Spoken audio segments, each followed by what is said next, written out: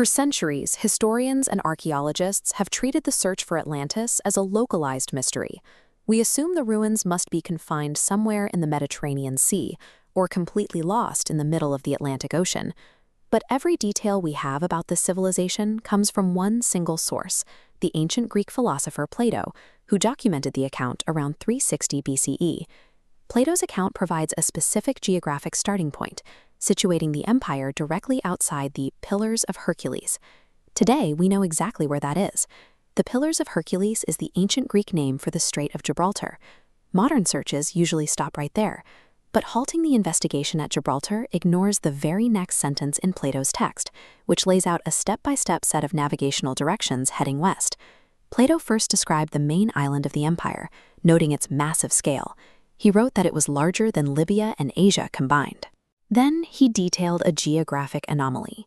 He wrote that travelers leaving this main island could use a network of smaller islands as stepping stones to reach an enormous opposite continent that bordered the true ocean.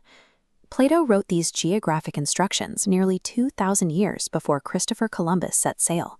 The ancient Greeks had no recorded knowledge of any landmasses across the Atlantic.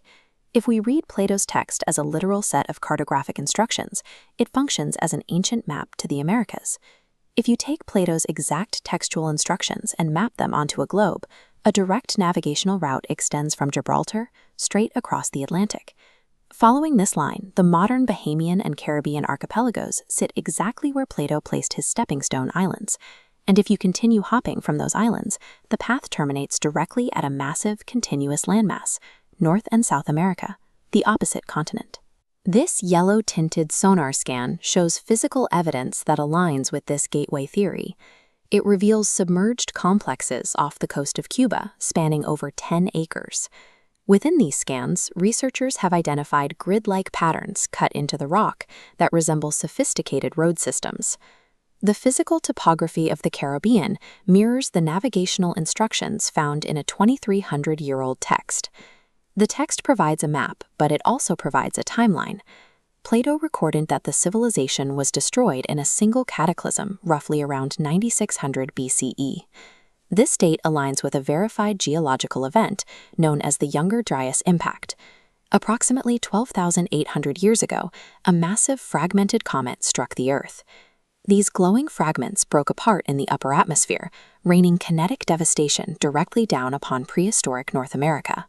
The heat of these atmospheric explosions instantly vaporized millions of tons of glacial ice sheets, triggering wildfires and blanketing the continent in toxic acid rain. All that melted glacial water forced a sudden extreme rise in global sea levels, rapidly drowning the low-lying landmasses of the ancient Caribbean. Plato's account of a drowned world correlates with a confirmed North American geological apocalypse. The Caribbean evidence is highly compelling. But over 4,000 miles away, right off the coast of Cadiz, Spain, there is a competing discovery. Submerged deep in these coastal waters, modern sonar has mapped massive concentric circular walls alongside stone structures reaching 6 meters high. These precise concentric shapes and physical dimensions are an architectural match for Plato's description of the Temple of Poseidon. This leaves us with a geographic contradiction. We have to ask if the Americas theory is incomplete, or if Atlantis was actually a transatlantic empire that spanned from the shores of Europe all the way to the Caribbean. The text provides a detailed description of an opposite continent, a map of the Caribbean stepping stones, and a timeline that aligns with the Younger Dryas flood. Looking at this vintage world map, we see the traditional boundaries of early human exploration, but Plato's text suggests that transatlantic geographical knowledge may have existed as early as 360 BCE.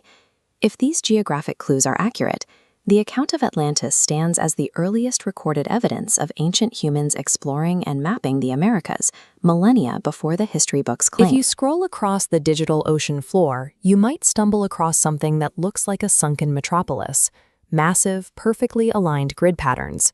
In an era where satellites map the globe, it's easy to assume these screens are showing us a bird's-eye view of lost ruins.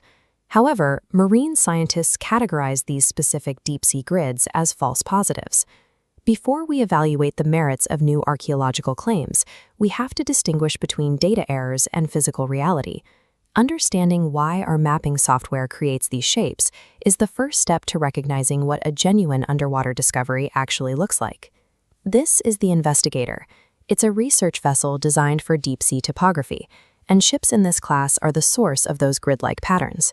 To map the floor, the ship emits a wide cone of sound waves that bounce off the seabed. As it travels in parallel lines, the streets we see on digital maps are actually just the unmapped gaps and overlapping seams between the ship's caths. These geometric shapes are a reflection of human navigation. Standard sonar scans create a convincing illusion of architecture where there is only a flat seabed. But not every oceanic anomaly is a data error. Some are physical, like a discovery recently verified within the Bermuda Triangle. Moving past the stories of vanishing planes, geologists have identified a tangible anomaly hidden beneath the waves.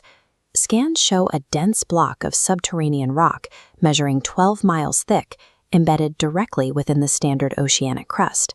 This formation has led geologists to hypothesize that it could be the sunken foundation of a landmass that existed long before the current ocean floor formed. While Bermuda offers a verified natural anomaly, it lacks evidence of human construction.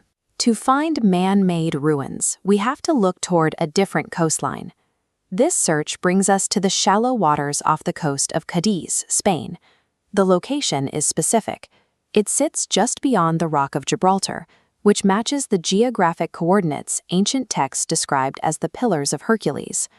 Unlike the deep-sea grids, these findings are supported by marine archaeology and physical dives on the site. Buried under mud and silt are concentric circular walls standing 6 meters high, surrounded by rectangular stone blocks. This layout mirrors a specific historical record.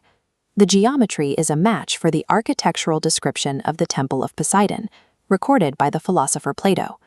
Geological evidence confirms a mega tsunami struck this region thousands of years ago, which explains how a coastal metropolis could be instantly submerged and preserved. We are looking at two distinct sets of data that point toward different conclusions. In the Caribbean, the physical evidence of a comet impact provides a timeline that matches the sudden destruction of the Atlantis legend. Yet in Spain, we have physical architecture that matches the legend's specific design. If both regions hold evidence that aligns with different parts of the same story, it suggests we may be looking at the wrong map. Instead of a single isolated island, this data points to a maritime network, with outposts spanning from the Mediterranean to the Americas. The proof of such a culture likely exists beyond the ocean floor. It would be integrated into the stone foundations and urban layouts of the ancient coastal cities, like Cadiz, that we still inhabit today. For over 2,000 years, the story of Atlantis has acted as the ultimate archetype for a lost world, a prosperous civilization swallowed by the sea in a single day and night. For most of that time, archaeologists have treated the account as a philosophical allegory, placing it firmly in the category of fiction. But that classification is being tested off the shores of Cadiz, Spain, where researchers have identified a site that challenges the standard narrative of the region. Deep within these coastal waters, expeditions have documented massive stone structures that appear to be engineered rather than formed by natural erosion. These formations consist of straight lines and sharp vertical faces, geometries that are rarely produced by the chaotic forces of the Atlantic tides. The physical presence of these walls suggests that the ancient descriptions may have been based on a real, submerged location, requiring a closer look at the history of the Spanish coast. The most striking data point is the scale of the ruins. In several areas, the structures rise 6 meters from the seabed. A wall of this height requires sophisticated masonry techniques, specifically designed to withstand the immense pressure of its own weight and the surrounding environment. Constructing vertical stone on this scale would have involved quarrying, transporting, and precisely stacking blocks long before the availability of modern industrial equipment. Finding such a massive concentration of artificial stone miles from the current coastline indicates that this area was once a dry, highly developed settlement. The sheer volume of material used in these 6-meter walls points to a society with the labor and engineering capacity to build a permanent, heavy-load harbor. While the height of the walls is impressive, the most significant evidence appears when we look at how they are distributed across the bay. High-resolution sonar mapping reveals that these walls follow a series of massive concentric circles. This specific layout is the primary detail in the oldest written accounts of Atlantis, which describe a city built as a series of alternating rings of land and water. When we compare the physical ruins in the Bay of Cadiz to those ancient descriptions, the circular dimensions align with the textual record. Nature occasionally produces circular patterns, but finding these specific, nested rings in the exact geographic region described in the texts suggests a deliberate human design. This geometric alignment provides a bridge between the oral traditions of the past and the physical evidence on the ocean floor, moving the site from a local mystery toward historical verification. However, the ruins in Spain might represent only a single part of a much broader story. If we follow the logic of a seafaring culture across the Atlantic, we find similar architectural anomalies in the Caribbean. Submerged structures have been identified here as well, echoing the heavy stone construction found off the Spanish coast. These natching sites suggest that the builders of the Cadiz ruins may have been part of a wider maritime tradition, capable of establishing outposts across the ocean basin.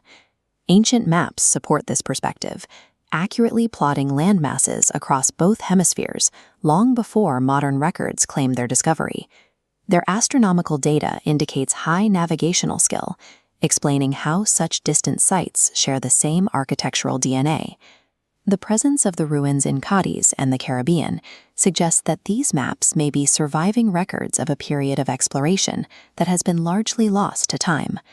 We are left with a set of 6-meter walls that match an ancient blueprint, a physical anchor for a story that was once considered impossible. The ruins remain, waiting for the rest of the map to be found.